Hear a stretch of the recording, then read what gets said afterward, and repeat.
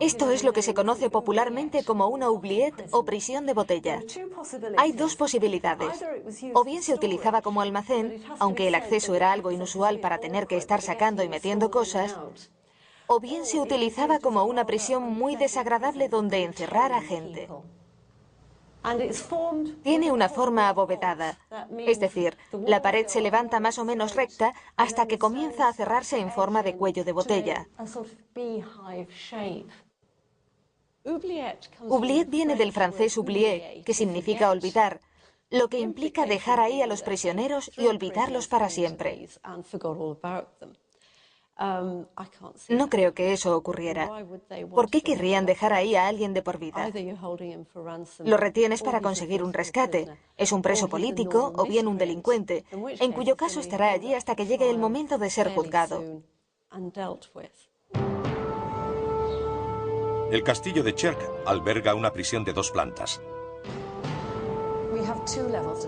La mazmorra está dividida en 2 niveles. El superior tiene una chimenea y es probablemente donde retenían a los cautivos por los que se quería pedir rescate. Personas que querían mantener a salvo porque valían mucho dinero. Podían ser burgueses o prisioneros de guerra. La mazmorra inferior es menos agradable. 15 franceses estuvieron encerrados ahí durante 7 años después de la batalla de Agincourt. La luz entra por 3 pequeñas aberturas, pero incluso a mediodía se está muy oscuro. Suponemos que en el suelo había paja. Estaba siempre a una temperatura constante, unos 13 grados.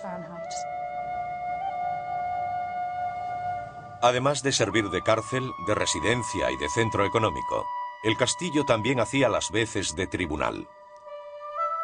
Los nobles eran la ley del lugar. Y aunque puede que los acusados no pasaran demasiado tiempo encerrados antes del juicio, el interrogatorio previo bien podía implicar la tortura. La tortura significaba mantener a alguien con vida el máximo tiempo posible e infligirle tanto dolor como se pudiera sin matarlo. Creo que el potro debía su notoriedad a que se le podían hacer muchas cosas a alguien cuando estaba sobre él. Le estiraban los miembros, lo tenían con el cuerpo estirado y en esa posición lo podían quemar, apalear o cortar.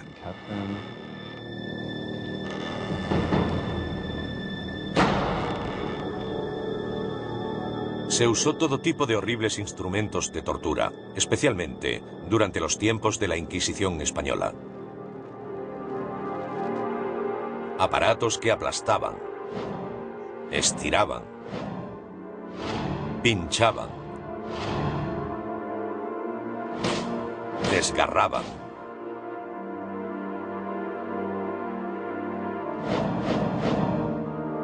Y que infligían dolor en cualquier parte del cuerpo. Pero el extremo al que llegaba la tortura, al menos en la Alta Edad Media, ha sido enormemente exagerado en libros y películas. La tortura era un medio aceptado para sacar información. Aunque en todo castillo hay un letrero que dice «Esta es la cámara de tortura», creo que es algo exagerado. En realidad, solo algunos castillos tenían cámaras de tortura. A la mayoría de delincuentes se les imponía una multa y se les liberaba. De lo contrario, eran ejecutados. Las mazmorras eran con diferencia la peor habitación de invitados del castillo, pero el resto de la residencia era realmente agradable. Como cualquier vivienda actual, la casa perfecta empieza con un buen diseño. Nadie se atrevía a construir un castillo que no tuviera suministro de agua. Allí tenemos una ría de agua salada, pero resulta que a 10 metros hay un manantial. Si no estuviera ahí, no habría castillo. El pozo excavado sobre el manantial tiene una profundidad de 27 metros y suministraba agua al castillo. Si el castillo sufría un asedio, no resistiría mucho sin agua potable. Algunos tenían cisternas para recoger el agua de lluvia. Pero si no era atacado, ¿por qué beber agua si se puede tomar cerveza? Este era el centro de toda la vida social y de diversión que tenía lugar en el castillo. Todo ocurría aquí. El rey quiere que todos acudan al salón de banquetes. Imaginemos cómo sería un banquete. Supongamos que hay una hoguera aquí y otra allí. A lo largo de una valla de madera hay una gran mesa para el rey, la reina y sus acompañantes. Estos muros de aquí estarían cubiertos de banderas e insignias. Aquí hay más mesas largas para los soldados. Mientras, los sirvientes corren hacia la cocina para traer carne, pollo, ternera, venado, cerdo, pescado, ganso y pato. Comienzan a las 5 y 3 horas después siguen comiendo. Ahora son las 8 y la música comienza a sonar desde aquí. Los sirvientes corren de un lado a otro trayendo más vino y cerveza. La noche es fría, pero aquí hay un agradable fuego. Los estómagos están llenos de carne, pollo, ternera y venado, y continúan bebiendo vino y cerveza. Es medianoche y el rey dice, ya es hora de ir a la cama porque volveremos a repetir esto mañana y mañana y mañana. Había un banquete cada noche mientras el rey estaba aquí. Después de una noche de banquete y diversión, el rey se retiraba a sus aposentos. Aquí estamos en uno de los salones del castillo. Nadie vive en el sótano. La vida transcurre en 3 plantas. Lo primero que llama la atención es la chimenea. Fíjense en su enorme tamaño.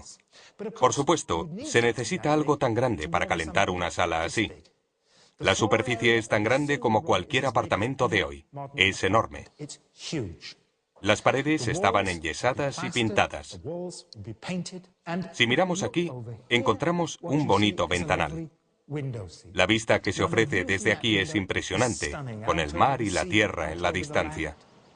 Uno se recostaba sobre las hermosas paredes y admiraba esta preciosa vista junto al gran fuego que ardía en el hogar. Después de consumir tanta cerveza y comida, incuestionablemente la naturaleza solicitaba su evacuación. Afortunadamente, cada planta tenía al menos una letrina. Hay un ejército de personas con el estómago lleno, de modo que tiene que haber lavabos, baños y aseos. Si echamos un vistazo, veremos que ahora hay una placa de metal, pero en su origen había un asiento de madera con un agujero. Debajo de la placa de metal encontramos un pozo de ventilación como el de las chimeneas, solo que en las chimeneas el humo sube, y aquí, si no había ningún problema, todo bajaba hasta el río que fluye al pie de las murallas.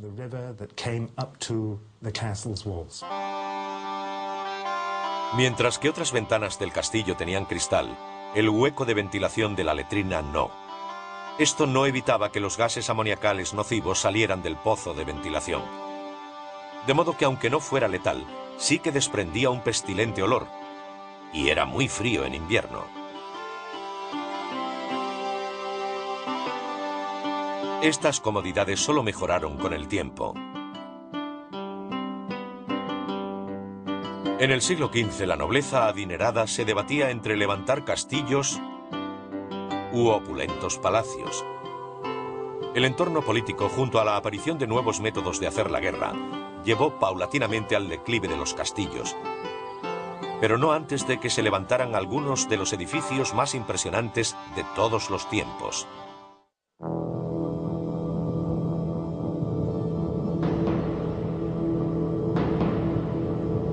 Los castillos representaban la perfecta fusión de estética y funcionalidad. Construidos magistralmente, a la vez intimidatorios y hermosos. Con el paso del tiempo, la sencilla elegancia del estilo de los castillos eduardianos fue sustituida por diseños más ornamentados. En países como España, la arquitectura de los castillos alcanzó el nivel de arte.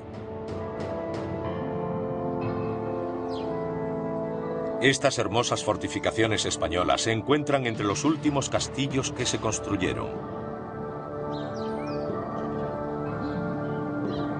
Son producto de una lucha que duró 700 años entre cristianos y musulmanes por el control de la península ibérica. En el año 711, los musulmanes del norte de África invadieron y conquistaron parcialmente lo que hoy se conoce como España. Los cristianos huyeron al norte, pero durante los 7 siglos siguientes lucharon por la reconquista.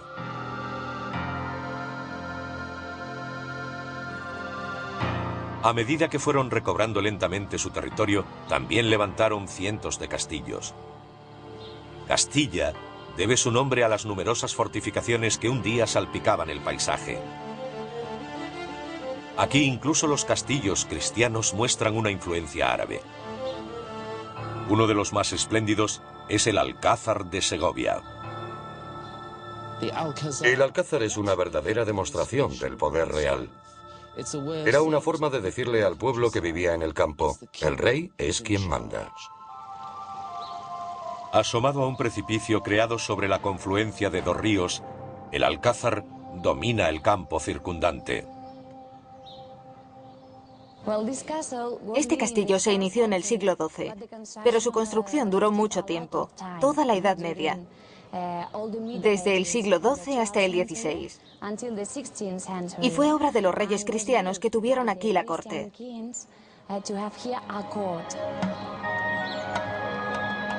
El castillo sufrió muchos cambios y ampliaciones a lo largo de los siglos. En un país habitado por cristianos y musulmanes, el Alcázar exhibe una mezcla de ambas influencias culturales. Aquí la fortificación se unió a la ornamentación. Parte de los trabajadores eran musulmanes, pero vivían en este reino. Se llamaban mudéjares. Un mudéjar era alguien que tenía la religión, la cultura y la lengua musulmanas, pero que vivía entre cristianos.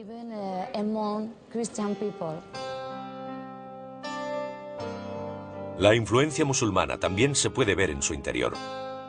Cada centímetro está laboriosamente decorado. Una de sus obras maestras se puede ver en el artesonado. Se necesitó cerca de 1 año para restaurar este.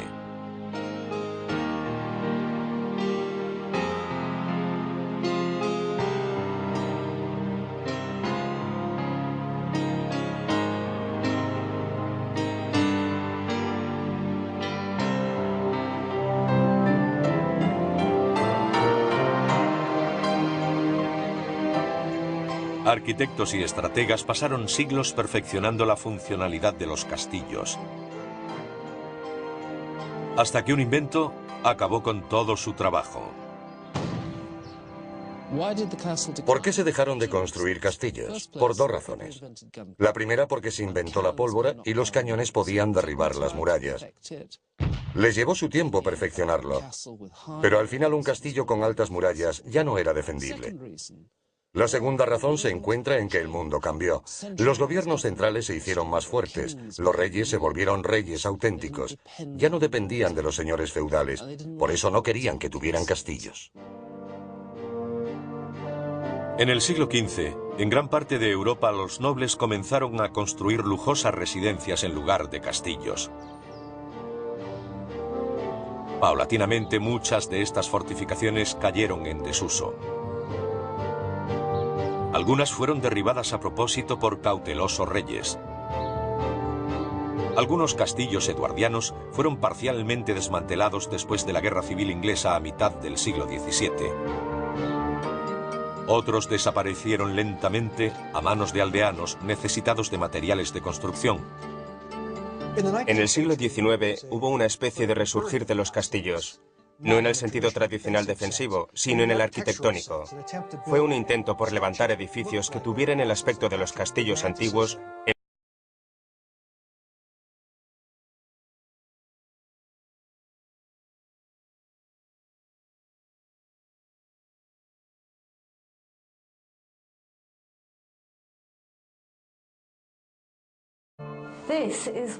Esto es lo que se conoce popularmente como una oubliette o prisión de botella.